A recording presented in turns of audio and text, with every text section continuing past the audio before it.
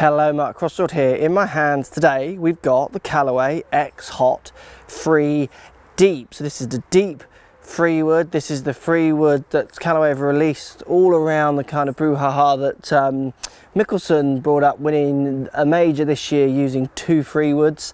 So he's been famous for struggling with his driver using free woods. Callaway are jumping on, selling it to you now. This is the deep free. Let's give it a hit, see what all the fuss is about. Let's get stuck in.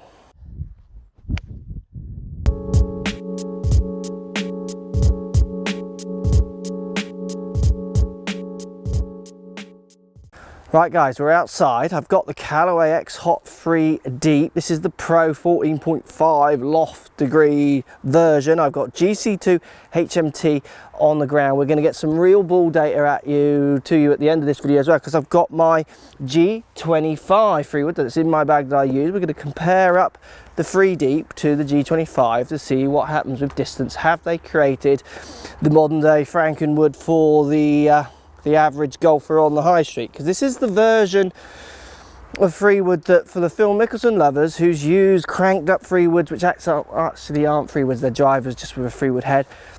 He's also used free deeps with stronger lofts, those kind of things. They're jumping on that bandwagon to sell you a cross between a free wood and a driver to try and get you hitting more fairways. So what we see the speed frame face that we've seen in lots of the XHot range, help to give you distance, better performance off the face. They say we got a modern day warbird sole, it's this curve, which I like.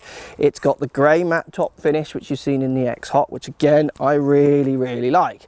And you've got the deep face. So they've moved the centre of gravity around to try and make the hitting area more consistent across the whole face, Callaway are saying, rather than the low profile, kind of more commonly found free woods. Callaway also say that it's more of a tour proven preferred shape, the deepest head shape in the free wood. And if I compare it up to my G25, it's quite a difference. It's certainly a few more grooves deeper. Now, putting them down by the bore, and if we start with the Callaway for the straight compare, if we look at the Callaway, this to me feels exactly like I used to have a Callaway Great Big Bertha driver, and this feels like the Callaway Great Big Bertha driver. So when the heads were smaller back in the day, for some of you who might remember that, the shaft feels quite long with that size of head at the bottom. And if I compare the size of the shaft up to my G25, the shaft is half an inch to almost an inch longer than my G25. So a longer shaft with a deep head, but not a particularly bigger head than my G25, does to me make it look like it's quite a long way away down there, which for you guys you might find good, you might find harder to hit with this length. But look, putting it by the ball, it looks gorgeous. The grey matte finish to the black face is lovely. The deeper head does give you some confidence down by the ball. There's a lot of real estate coming upwards down by the ball, which I like. Let's give it a hit. We're just going to give you a hit with the range balls to start, and I'll give you some real data. You're hitting real balls, comparing it up to my G25 as we go. So let's just hit a couple, see how it feels. I mean, that is a lovely feeling free wood. It's a nice sound, a good kind of tingy sound. That's from the deck. You could hit this arguably from the tee and the deck easier than maybe a shallow face club.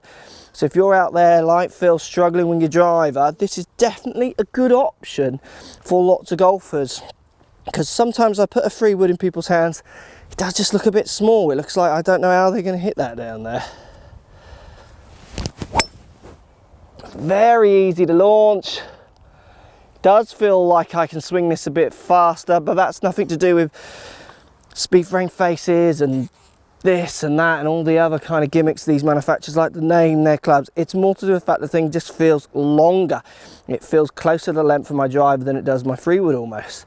That's what makes me feel like I can hit it that little bit harder. Let's give it one more hit before we go to the real ball testing. It's a lovely shape down by the ball, and I definitely would feel very confident hitting this from the ground as well as the tee. Yeah, that's a lovely flight.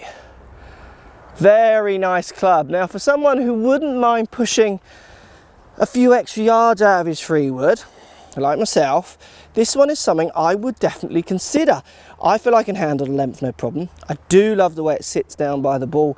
It sits very pretty, nice colours, nice shape. It's a real classic looking 3-wood. It's just slightly deeper. Now look, we got some real balls. Let's show you some data compared up to my G25 driver. Let's see if this thing is souped up or not, and give you some real data. Right guys, with the help of GC2 HMT, I hit some real golf balls to get some real data for you, to give you some numbers over my G25 ping 3-wood that I use over the Callaway XHot Deep. So look, first things I notice, if we look at club head speed with the Deep, 104.5, with my G25 103, so I was getting faster club head speeds consistently with that longer shafted club, and I would expect that personally. I would expect that little bit more distance out of that longer shafted club for me. It did feel like I could swing it more nearer the speed of my driver than my 3-wood, and it came out that way. Now if we look how that translates into distance, say carry with the Deep, we were averaging 235, which is a bit further for me, then going up to 250 something roll. If we look at that compared to the G25 total carry 222, totaling at kind of 240, which is about where I hit my 3-wood, 230 at a push on the fly. So definitely getting a few more yards out of the Deep. I'm 235 carry over with the 223 with the G25. So those extra yards for me definitely feel like they're coming more than any of the gimmicks at the speed frame face and all the rest of it out of that longer shaft. Now having that longer shaft and the slightly more real estate down by the ball does give me that confidence that I'm going to hit it with that longer shaft. So look, for me, that extra distance, if we look at the spin numbers, 3/8 with the G25, and then averaging 3/6, so 200 revs in it. Lots of that's going to be due with where I struck the ball on the face. They felt and looked as I hit more of it. They spun very similar, not much in it. I do think the Deep has a lot of use for golfers out there who struggle with their driver, like the Mickelsons, want to use a 3-wood off the tee but do want a bit more real estate but still want to hit it off the fairway. This is a club, I mean, if I put it in my bag, it does give me a bit more distance. I might need to reshuffle a rescue to fit it in, but I could see this one almost going in. It's a very, very good club for what you want it to do.